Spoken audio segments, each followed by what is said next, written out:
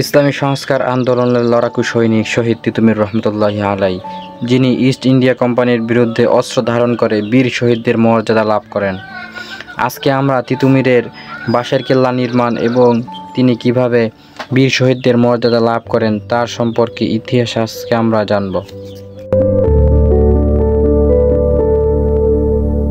আজাদী আন্দোলনের লড়াকু সৈনিক শহীদ তিতুমীর রহমতুল্লাহি আলাই, এর নাম ইতিহাসের পাতায় চিরদিনই স্বর্ণাক্ষরে মুদ্রিত থাকবে। তিনি সর্বপ্রথম ইস্ট ইন্ডিয়া কোম্পানির বিরুদ্ধে অস্ত্র ধারণ করে বীর শহীদদের মর্যাদা লাভ করেন। মুসলমানদের প্রতি দেশীয় জমিদার ও নীলকরদের অত্যাচার, শোষণ ও অবিচার প্রতিকার করার জন্য তিনি সংগ্রামী চেতনায় অনুপ্রাণিত হন। রাজনৈতিক ও ধর্মীয় স্বাধীনতা এবং বাংলার অর্থনৈতিক মুক্তির জন্য শহীদ তিতুমীর রহমতুল্লাহি আলাই ইংরেজদের বিরুদ্ধে সশস্ত্র সংগ্রামে অবতীর্ণ হন।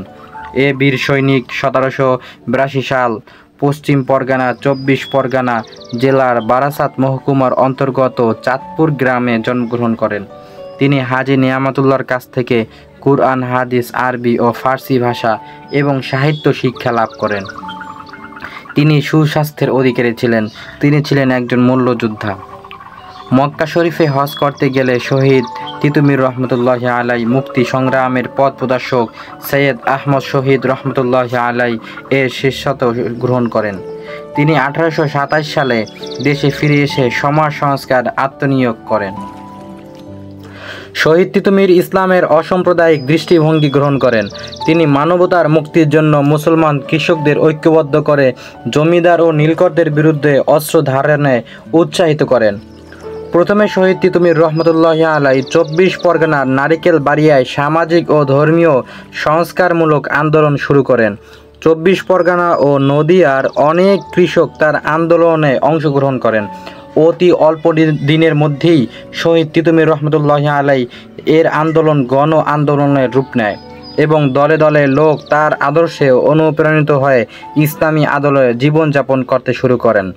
শহীদ তিতুমীরের জনপ্রিয়তা দেখে পূর্ণিয়ার জমিদার কৃষ্ণদেব মুসলিম কৃষকদের দাঁড়ির উপর জনপ্রতি 2.5 টাকা হারে কর আরোপ করে। বেআইনি কর সংগ্রহে ব্যর্থ হয়ে জমিদার শহীদ তিতুমীরের সমর্থকদের বাড়িঘর লুট করে এবং মসজিদ পুড়িয়ে দেয়।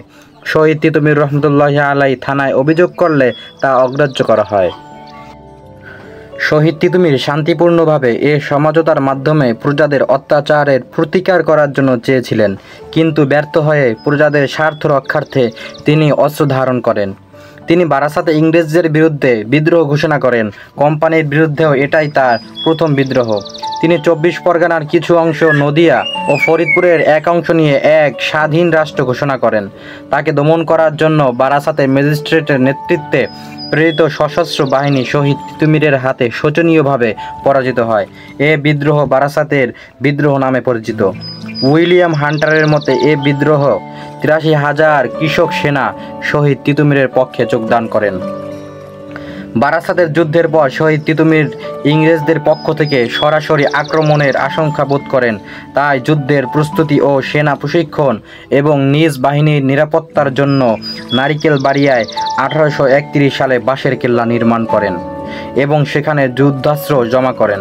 শহীদ তিতুমীর তার সহচর গোলাম মাসুমকে প্রধান সেনাপতি নিযুক্ত করেন।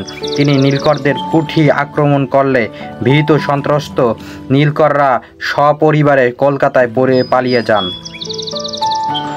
অতঃপর কোম্পানির সরকার 1831 সালে কর্নেল স্টুয়ার্টের নেতৃত্বে পদাতিক বাহিনী, অশ্বারোহী ও বন্দুকধারী সৈন্যের এক বিরাট বাহিনী প্রেরণ করেন। 19 নভেম্বর নারিকেল বাড়িয়ায় এক ভীষণ যুদ্ধ হয়। ইংরেজদের কামান ও গোলা বর্ষণে তিতুমীরের বাঁশের কেল্লা চূর্ণ বিচূর্ণ হয়ে যায়। তিতুমীর ও তার 40 জন সহচর শহীদ হন। অনেকেই বন্দী হন। বিচারের নামে প্রহসনে যুদ্ধবন্দীদের বিভিন্ন মেয়াদে দণ্ডিত করা হয়। সেনাপতি গোলাম মাসুমকে ফাঁসি দেওয়া হয়। শহীদ তিতুমীর রহমতুল্লাহি আলাই সত্যিকারের অর্থেই দেশপ্রেমিক ছিলেন।